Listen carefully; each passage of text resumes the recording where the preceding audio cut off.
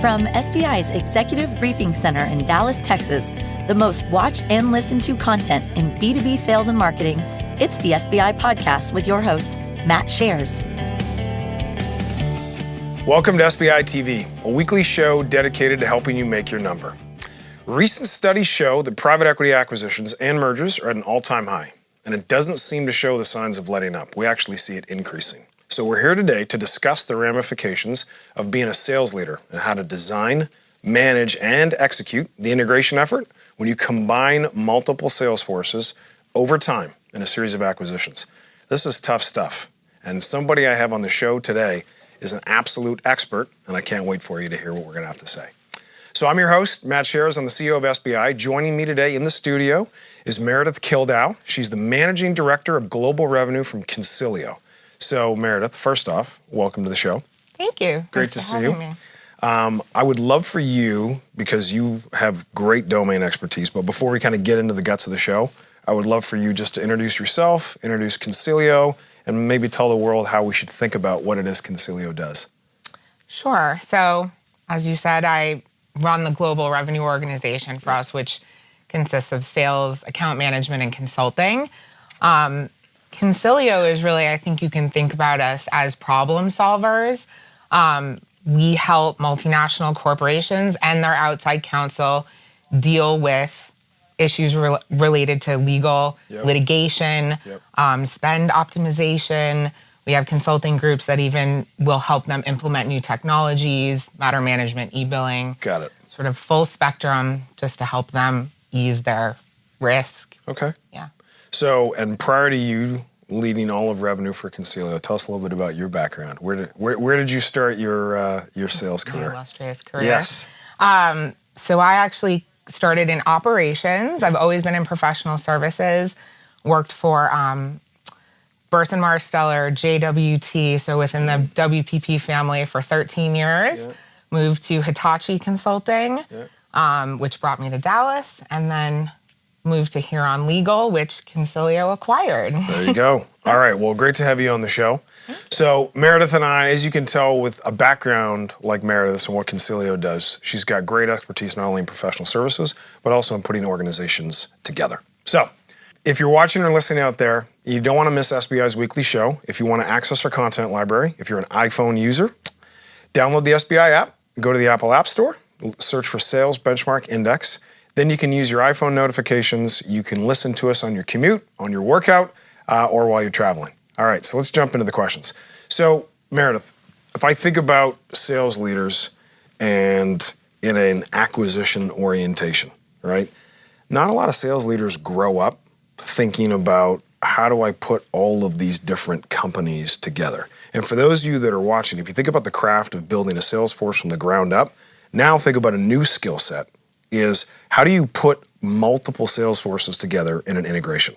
So integration is the word we use in M&A, and it's described a set of activities to bring together two or more companies in a rapid fashion. So we at SBI find that putting them together is incredibly challenging for leaders who've kind of had one point of view and then these disparate organizations come together.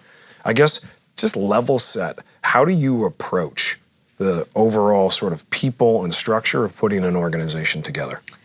Well, it's evolved over time, and every time we do this, I learn a little bit more.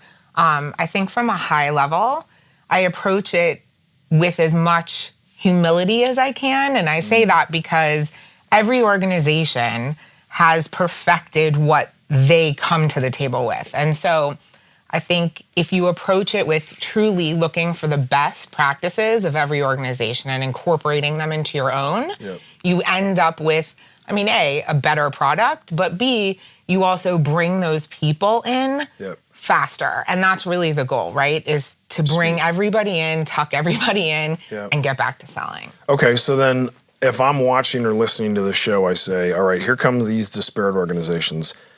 And I'm structured one way, organization B is structured one way, organization C has a different structure.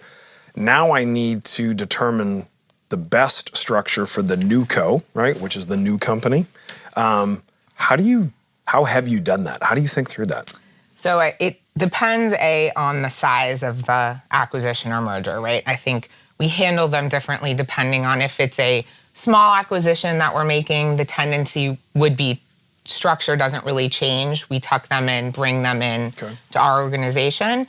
If we're talking about like-size organizations, which we've done, we've even had a reverse acquisition where the acquiring was smaller.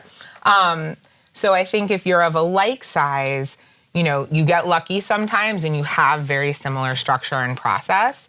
If it's different, there's a tendency always to want to do it the way that you know how.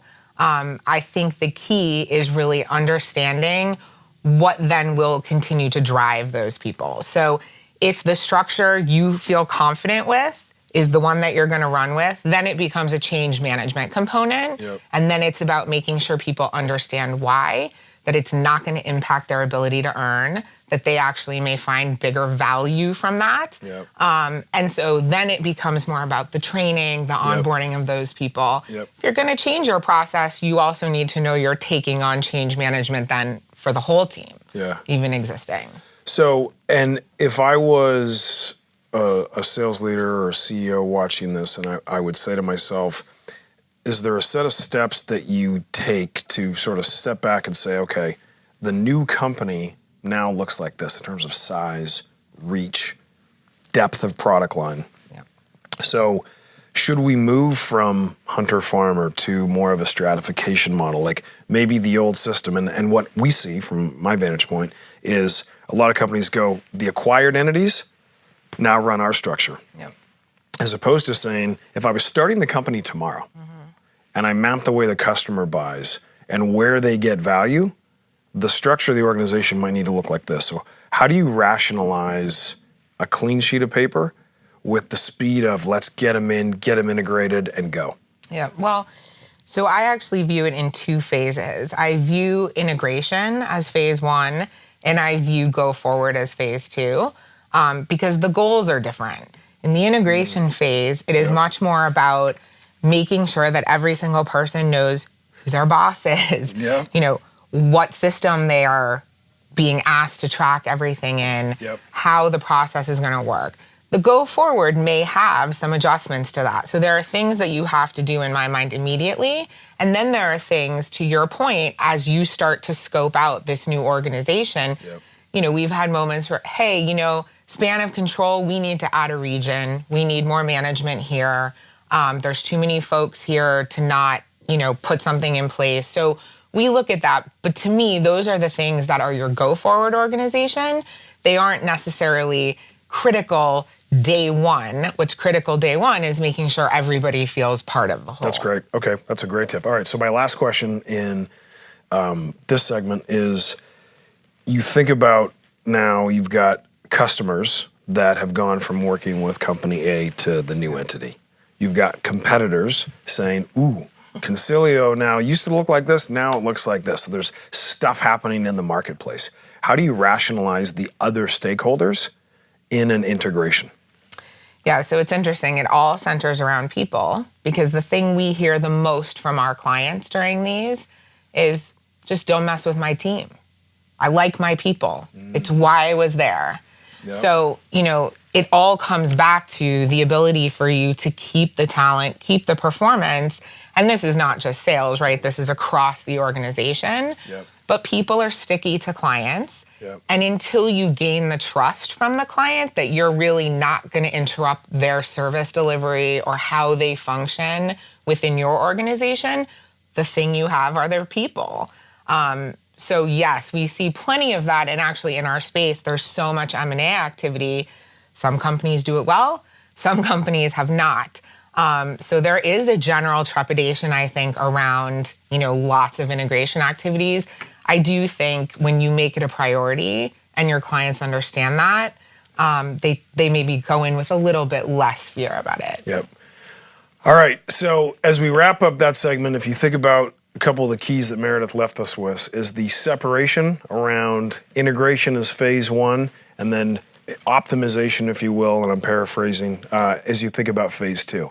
Second component is the communication internally with the team and with customers and competitors, because competitors are going to be jumping on this opportunity to say, ooh, this is an opportunity to go after customers. So your ability to say, steady state, over communicate internally with people, right?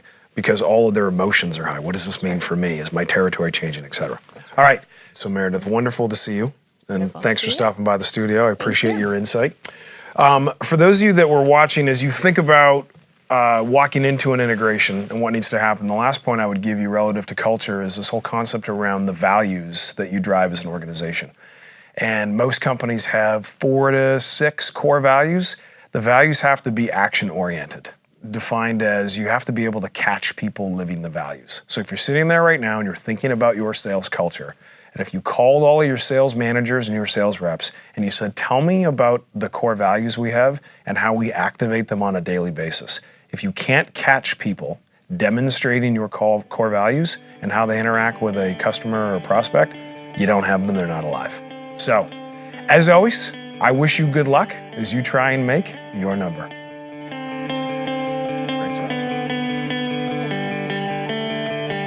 This has been the SBI Podcast. For more information on the studio, SBI's Executive Briefing Center, our team, or to schedule a workshop, please visit salesbenchmarkindex.com.